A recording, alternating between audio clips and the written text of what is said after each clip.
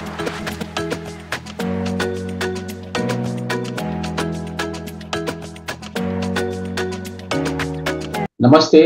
चर्चा में आपका स्वागत है। मैं हूं शिव मिश्रा।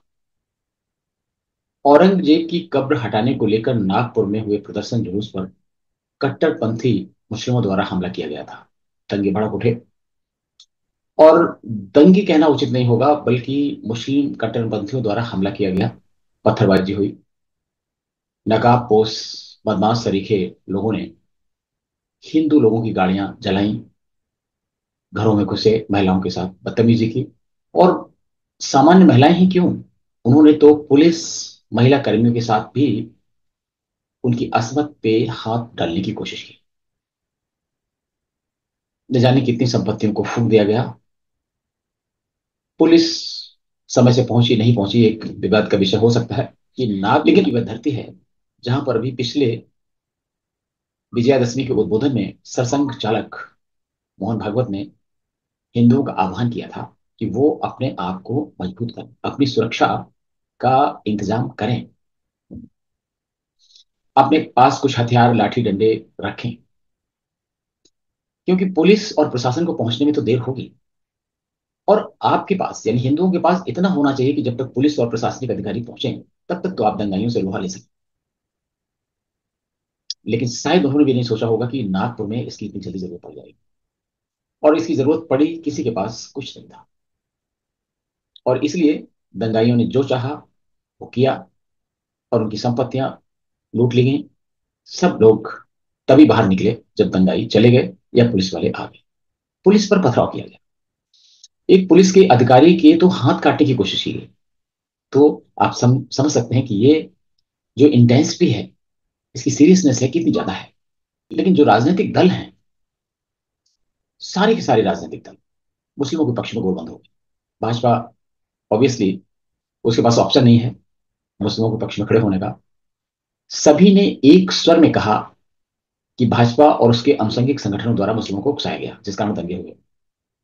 अगर उकसावे की बात को सही भी मान लिया जाए तो क्या मुस्लिमों को यह विशेषाधिकार है कि वे कानून को अपने हाथ में ले लें और हिंदुओं तथा सार्वजनिक संपत्ति को सुहा कर दें? लेकिन ये जो विपक्षी दल हैं, चाहे वो समाजवादी पार्टी हो, चाहे कांग्रेस हो, कोई भी हो, वो सब यही समझते हैं मुस्लिमों के वोट लेने के लिए अगर इस देश को इस्लामिक राष्ट्र आज घोषित करना होगा तो वो संकोच नहीं करेंगे। किसी भी राजनीतिक दल, मुस्लिम नेता और मुस्लिम संगठन द्वारा दंगाइयों की निंदा नहीं की। कांग्रेस ने तो यहां तक कह डाला कि नागपुर में पिछले 300 वर्षों में दंगे नहीं हुए और ये वर्तमान दंगा भाजपा की करतूत है। ये सरासर गलत है। कांग्रेस अपने गठन के समय से ही, इसका गठन एक अंग्रेज ने किया था 1885 में, एओ ह्यूम ने। तो अपने गठन के समय से ही वामपंथियों और कट्टरपंथी मुस्लिमों के साथ मिलकर हिंदुओं को झूठे तर्क, झूठे उदाहरण के माध्यम से कटघरे में खड़ा करती है और भटकाने, भ्रमित करने का काम करती आई है। इसका एक उदाहरण बताते हैं कि नागपुर तो दंगों का केंद्र रहा है। 300 वर्ष तो छोड़िए, कांग्रेस का जो ये झूठ तर्क दिया गया है उसको बता देते हैं आपको। लगभग 100 वर्ष पहले 1922 में भारत के मुस्लिमों ने टर्की के खलीफा के समर्थन में खलीफत आंदोलन शुरू किया।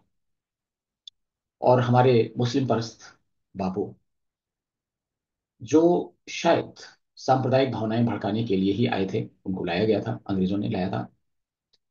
और ये भी एक तथ्य है कि गांधी के भारत में अफ्रीका से वापस आने के बाद ही जो मुस्लिम सांप्रदायिकता है वो मुस्लिमों के सिर चढ़कर बोलने लगी। गांधी ने खलीफत आंदोलन को समर्थन दिया और बड़े नाटकीय अंदाज में इस मुस्लिम परस्त व्यक्ति ने खलीफत आंदोलन को खिलाफत आंदोलन का नाम देकर हिंदुओं को भ्रमित करने की कोशिश की। ये ठीक वैसे ही है जैसे असहयोग आंदोलन। इसके बाद मुस्लिमों की टोलियां, नागपुर की मैं बात बता रहा हूं, मुस्लिमों की टोलियां घरों में पहुंचने लगी और उनसे खलीफत आंदोलन के बारे में समर्थन देने या न देने के बारे में पूछती थी। जहां समर्थन के लिए ना किया जाता था उन घरों में निशान लगा दिए जाते थे और इसके बाद उन पर हमले होते थे। महिलाओं के साथ बदसलूकी होती थी, संपत्तियां नष्ट की जाती थी, घरों में आग लगा दी जाती थी। वैसे तो ये कहानी पूरे देश में थी। महाराष्ट्र जलने लगा और नागपुर में भी दंगे हो रहे थे। नागपुर में कुछ ज्यादा ही हुआ। उस समय डॉक्टर केशव बलिराम हेडगेवार कांग्रेस के सदस्य थे। और कांग्रेस के चाहे असहयोग आंदोलन हो, सबने अवज्ञा आंदोलन हो, हर एक में उन्होंने बढ़ चढ़कर हिस्सा लिया और बहुत ही ख्यात प्राप्त लब्ध प्रतिष्ठित कांग्रेसी नेता थे। कई बार उनको जेल भी जाना पड़ा। हिंदू जब ये दंगा हुआ तो अपने घरों से पलायन कर गए। वहां पे जो नेता थे नागपुर के, उन्होंने सोचा कि अब ये हिंदू एकता के बिना हिंदुओं की सुरक्षा नहीं हो सकती, आखिर भाग के कहाँ जाएंगे। इसलिए कई हिंदू नेता, उसमें डॉक्टर बालकृष्ण शिवराम मुंजे, जो डॉक्टर केशव बलिराम हेडगे के गुरु थे, पिता सदस्य थे, स्वयं केशव बलिराम हेडगेवार और आर्य समाज के नेता स्वामी श्रद्धानंद और उनके साथ में कई नेता मोपला दंगों के परिप्रेक्ष्य में केरल में अध्ययन करने गए। मोपला में भयंकर दंगे हुए थे, जिनमें महिलाओं के साथ उनके पिता, पुत्र, भाई, परिवारजनों के सामने उनका बलात्कार किया गया था, सामूहिक बलात्कार किया गया था, नग्न अवस्था में उन्हें परेड कराया गया था और बाद में इन सारे हिंदुओं को बेदखल कर दिया था। घरों में राज करने वाली ये महारानियां, शरीकी हिंदू महिलाएं जो थी, वो चुटकी भर नमक के लिए सड़कों पर भीख मांगती थी। ये मोपला दंगों ने दिया। और गांधी और कांग्रेस इतने विध्वंस के बाद भी मुस्लिमों के साथ जी जान से खड़े रहे और उन्होंने दंगों को ही नकार दिया। लेकिन नागपुर के ये नेता जब वहां की स्थिति समझ के आए और उनको विश्वास हो गया था कि कांग्रेस और गांधी कुछ नहीं करेंगे हिंदुओं के लिए, इसलिए हिंदुओं का संगठित होना ही एकमात्र उपाय है, तो उन्होंने केशव बलिराम हेडगेवार ने युवाओं को संगठित किया नागपुर में। उनकी टोली बनाई, उन्हें व्यायाम, कसरत, दूसरे खेलों के माध्यम से एकत्र किया और हिंदुओं की सुरक्षा के लिए प्रेरित किया। उस समय आरएसएस नहीं था। 1923 में नागपुर में खलीफत आंदोलन को लेकर हिंदू मुस्लिम दंगे हो गए। मुस्लिमों ने घरों में आक्रमण कर दिए, लेकिन पहले से तैयार बैठे ये हिंदू युवा, इन्होंने जमकर लोहा लिया कट्टरपंथियों से। और इतिहास में शायद पहली बार ऐसा हुआ कि मुसलमानों को उल्टे पांव भागना पड़ा और मुस्लिमों का पलायन भी हुआ नागपुर में। शायद ये पहली जगह है भारत में, नागपुर, जहां पर मुसलमानों का पलायन हुआ दंगों के बाद। और वो दंगे प्रायोजित किए थे मुसलमानों ने। ये ऐसी घटना थी जिसने नागपुर में हिंदुत्व की राजधानी की नींव डाली। कांग्रेस में उपेक्षित थे डॉक्टर हेडगेवार, गांधी से निराश थे। कांग्रेस को और गांधी को हिंदुओं के लिए तो कुछ करना नहीं था, इसलिए डॉक्टर केशव बलिराम हेडगेवार ने कांग्रेस छोड़ दी। और जो विनायक दामोदर यानी स्वतंत्र वीर सावरकर और लोकमान्य बाल गंगाधर तिलक के विचारों से प्रभावित होकर हिंदुओं की सांस्कृतिक और धार्मिक विरासत को संजोए रखने के लिए, अक्षुण्ण रखने के लिए राष्ट्रीय स्वयंसेवक संघ की स्थापना की और इसका मुख्यालय नागपुर में ही बना। इसके बाद नागपुर में कभी दंगे नहीं। यानी हम कह सकते हैं कि 1925 के बाद से 2025 तक नागपुर में कभी दंगे नहीं हुए थे। 17 मार्च को 100 वर्ष बाद नागपुर में दंगे हुए। ये छोटी घटना नहीं। और नागपुर के दंगे साधारण दंगे नहीं है। ये देश में हिंदुत्व की राजधानी पर हमला है, राष्ट्रीय स्वयंसेवक संघ पर सीधा हमला है। इसमें किसी को भी भ्रम नहीं होना चाहिए, स्वयं भाजपा और राष्ट्रीय स्वयंसेवक संघ को भी भ्रम नहीं होना चाहिए। और ये दंगे नहीं है, ये भारत में गृह युद्ध का उद्घोष है। राष्ट्रीय स्वयंसेवक संघ को उसकी मांद में, उसके गढ़ में घेरने की कोशिश है। हालांकि आरएसएस के प्रवक्ता ने इसे बहुत गंभीरता से नहीं लिया, हो सकता है जानबूझकर ऐसा किया हो। लेकिन आखिर क्या होता है दंगों के लिए? मध्य प्रदेश के महू में क्रिकेट में भारत की जीत के जश्न पर भी मुस्लिमों द्वारा दंगे किए गए। झूठे विमर्श बनाने वालों ने बहाने तलाश लिए और ये बहाने रेडीमेड होते हैं। मस्जिद के सामने से जुलूस क्यों निकला, मुस्लिमों की धार्मिक भावनाएं क्यों भड़काई गई, वगैरह वगैरह। संभल में क्या हुआ था? संभल में अदालत द्वारा निर्देशित जुमा मस्जिद का सर्वे रोकने के लिए लाउडस्पीकर घोषणा की गई, मस्जिद से भीड़ इकट्ठा की गई और इसके बाद पथराव किया गया पुलिस पर। हिंदू पक्ष के वकील थे विष्णु शंकर जैन, उनको जान से मारने की कोशिश की गई। पुलिस की सहायता से किसी तरह से वो बच पाए। पुलिस पर पथराव किया गया, लेकिन झूठा विमर्श बनाया गया कि भाईचारा बिगाड़ने के लिए पूजा स्थल कानून का उल्लंघन किया गया। और भी उल्लंघन किसने किया?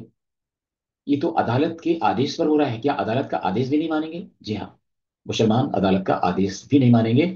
अगर उनके फेवर में, उनके स्वार्थ का, उनके मतलब का आदेश नहीं हुआ तो नहीं मानेंगे। और कई बड़े मुस्लिम संगठनों ने कहा भी कि भाई छोटी छोटी अदालतें हैं, पूजा स्थल कानून का उल्लंघन कर रही हैं। सर्वोच्च न्यायालय का फैसला इस पर आ चुका है कि ये कानून के दायरे में सारे फैसले होंगे, तो सर्वे नहीं देना चाहिए था। संभल में इससे पहले भी दंगे हो चुके हैं, और इतने भयंकर दंगे हो चुके हैं जिन्हें हिंदुओं का नरसंहार कहना ज्यादा उचित होगा। और अधिकांश हिंदुओं का पलायन हो चुका है। ये मुस्लिम बाहुल्य क्षेत्र हो गया है। और आपको मालूम होगा कि ये वही जगह है जहां पे श्री विष्णु हरि मंदिर को जुमा मस्जिद में कन्वर्ट किया गया था। आजकल उसको जामा मस्जिद कहने लगे हैं, और वक्त का उस पर कब्जा हो गया है। जो आर्कियोलॉजिकल सर्वे ऑफ इंडिया है उनको तो निकाल कर बाहर कर दिया गया है। लेकिन खैर, बहुत सारे तीर्थ को सराय वहां पर निकल रहे हैं, और शायद ये कल की महाराज का ही चमत्कार है। जो भी हो, इन घटनाओं को बहुत हल्के में नहीं लेना चाहिए। दिल्ली में भी उस समय दंगे हुए जब अमेरिकी राष्ट्रपति डोनाल्ड ट्रंप भारत में थे। अरबों रुपए की सार्वजनिक संपत्तियों को नुकसान पहुंचाया गया। कई हिंदुओं को इतनी निर्ममता पूर्वक मौत के घाट उतार दिया कि जिसकी कल्पना नहीं की जा सकती। झूठे विमर्शकारियों ने मोदी सरकार की मुस्लिमों के प्रति भेदभावपूर्ण एनआरसी और सीए को जिम्मेदार ठहराया। कोई भी राजनीतिक दल, कोई भी संगठन, कोई भी धर्मनिरपेक्षतावादी, कोई भी मानवता अधिकारवादी कभी भी मुस्लिमों का असली रवैया सामने नहीं आने देता है। उनके लिए ढाल बनकर खड़े हो जाते हैं। और कुछ समय पहले आपने देखा होगा कि मेवात, जो बहुत कुख्यात है, जहां पर हिंदुओं का नरसंहार हुआ और बड़े पैमाने पर धर्मांतरण हुआ था। यहाँ के मुसलमानों को पाकिस्तान जाने नहीं दिया था गांधी ने, नेहरू ने। और ये, इसका नाम बदलकर नूह किया गया है। और ये नूह तमाम काले कारनामों की वजह से सुर्खियों में रहता है। साइबर फ्रॉड, गो तस्करी, नशे का कारोबार, कुछ भी आप बोलिए उसमें नूह और मेवात का नाम आएगा। वहां पर एक प्रसिद्ध हिंदू मंदिर है जहां पर शोभा यात्रा निकलती थी। भगवान शंकर का मंदिर है जहां पर सावन में लोग कलश यात्रा करते थे, कांवड़िए भी जाते थे। वो सब बंद करा दिया गया। अब की बार मुस्लिमों के विरोध के बाद जब हिंदू धर्म यात्रा को अनुमति दी गई और यात्रा निकली तो सब पथराव हुआ। महिलाओं के साथ बदसलूकी हुई। कई महिलाओं का किडनैपिंग किया गया, घसीट लिया गया उनको। और दंगों के लिए जिम्मेदार ठहराया गया हिंदुओं को। मोपला दंगों में हिंदू महिलाओं के साथ हुए बर्बर व्यवहार ने मानवता को भी शर्मसार कर दिया था। पिता, पति, भाई और पुत्र के सामने उनका बलात्कार किया गया था और नग्न परेड कराई गई थी। लेकिन गांधी और कांग्रेस मजबूती से मुस्लिमों के साथ खड़े रहे। नोआखाली दंगों में तो मुस्लिमों को समर्थन देने के लिए गांधी स्वयं पहुंच गए, और कांग्रेस ने भी हिंदुओं को दंगाई साबित करने के लिए और दंगा उकसाने के लिए कोई कोर कसर नहीं छोड़ी। कांग्रेस का रवैया भी वैसा है। और मुस्लिमों को अपना पैगंबर मानने वाले हर कांग्रेसी यही कर रहा है आज भी। ये सिलसिला वैसा ही चल रहा है जैसा आजादी के पहले चलता था, और आजादी के बाद भी लगातार चलता आ रहा है। अब तो मुस्लिमों की हिंदू विरोधी और राष्ट्र विरोधी कार्यों का समर्थन करने की राजनीतिक होड़ लगी है। और ये तब तक चलती रहेगी जब तक भारत पूरी तरह से इस्लामिक राष्ट्र नहीं बन जाता। पूरे विश्व में कट्टरपंथी मुस्लिम संगठनों और नेताओं द्वारा प्रायोजित दंगों को अनपढ़, जिहादी मानसिकता वाले गरीब मुस्लिमों के द्वारा अंजाम दिलवाया जाता है। पूर्व नियोजित दंगों के हर स्टेज की पटकथा पहले से तैयार होती है। पहले से ही बहाने और क्या कहना है, क्या करना है, सब कुछ तैयार किया जाता है, जो अधिकांशतः धार्मिक ग्रंथ और पैगंबर के आसपास घूमता रहता है। धार्मिक ग्रंथ या पैगंबर का अपमान बताया जाता है, भावनाएं भड़काने का आरोप लगाया जाता है, मस्जिदों पर आक्रमण करने का आरोप लगाया जाता है, और पत्थरबाजी, धारदार हथियारों का प्रयोग, आगजनी और हिंसा को धार्मिक भावनाएं भड़काने के नाम पर उचित ठहराया जाता है, और फिर उनके समर्थन में लोग आ जाते हैं। वो हिंदू होते हैं नाम से, अन्यथा हिंदू विरोधी होते हैं। जिहाद के लिए समर्थन खरीदा जाता है, कभी वोट देकर तो कभी नोट देकर। नैतिक मूल्यों में इतनी गिरावट आ चुकी है भारत में कि नोट और वोट दोनों ही बेहद महत्वपूर्ण हो गए हैं। राष्ट्र और धर्म कोई मायने नहीं रखता है, खासतौर से राजनीतिकों के लिए। इसलिए भारत की जिन स्वार्थपूर्ण भीतरघाती परिस्थितियों में क्रूर धर्मांध और जिहादी आक्रांता अपने से अत्यंत शक्तिशाली महानतम सभ्यता, जिसे आप सनातन संस्कृति कहते हैं, उसको हराने में सफल हुए थे, वे पहले से और अधिक खतरनाक हो गई है। इसलिए भारत पर इस्लामिक राष्ट्र बनने का खतरा दिन प्रतिदिन बढ़ता जा रहा है। लगभग सारे मुसलमान इस काम में जुटे हुए हैं, सारे मुसलमानों के लिए तो नहीं कहा जा सकता है। और उनकी जो भाड़े की टट्टू हैं, राजनीतिक दल, समाज सुधारक, पत्रकार, मानवाधिकारवादी, धर्मनिरपेक्षतावादी, तमाम रूपों में गजवाए हिंद को किसी न किसी रूप में समर्थन दे रहे हैं, उस काम में हाथ बटा रहे हैं। दुर्भाग्य से तीसरी बार सत्ता में आई भाजपा भी हिंदुओं, सनातन धर्म और संस्कृत की रक्षा के लिए कोई खास ठोस कदम नहीं उठा सकी। क्या मामला है तो समझना मुश्किल नहीं। वह पूजा स्थल, वक्फ बोर्ड कानून और अल्पसंख्यक आयोग को संवैधानिक दर्जा देने के लिए कांग्रेस को जिम्मेदार ठहराती है, और इसमें कुछ भी गलत नहीं, बिल्कुल सही है। हिंदू मंदिरों के अधिग्रहण के लिए भी कांग्रेस को उत्तरदायी बताती है, बिल्कुल सही है, सब कुछ बिल्कुल सही है। लेकिन दो बार पूर्ण बहुमत की सरकार होने के बाद भी क्या कारण है कि भाजपा उन हिंदू विरोधी कानूनों को समाप्त नहीं कर सकी, बदल नहीं सकी, जिन कानूनों को कांग्रेस ने मुस्लिमों के हित में बनाया था? यही अंतर है कांग्रेस और भाजपा में। यदि भाजपा पूजा स्थल और वक्फ बोर्ड कानून समाप्त नहीं कर सकी, मंदिरों को मुक्त नहीं कर सकी, तो इसमें हिंदुओं का क्या दोष है? हिंदू तो उस पार्टी को सत्ता तक लेके गए, पूर्ण बहुमत से लेके गए, जिसे शायद भाजपा ने कभी सोचा भी नहीं होगा। लेकिन भाजपा को ये बिल्कुल याद नहीं। लेकिन उन्हें इतना याद रखना चाहिए कि नागपुर के दंगे साधारण दंगे नहीं। ये हिंदुत्व की राजधानी पर हमला है, आरएसएस पर हमला है, और यह भारत में गृह युद्ध का उद्घोष है। नमस्ते, फिर किसी ज्वलंत मुद्दे पर आपसे मुलाकात होगी, तब तक के लिए आज्ञा दीजिए। नमस्कार।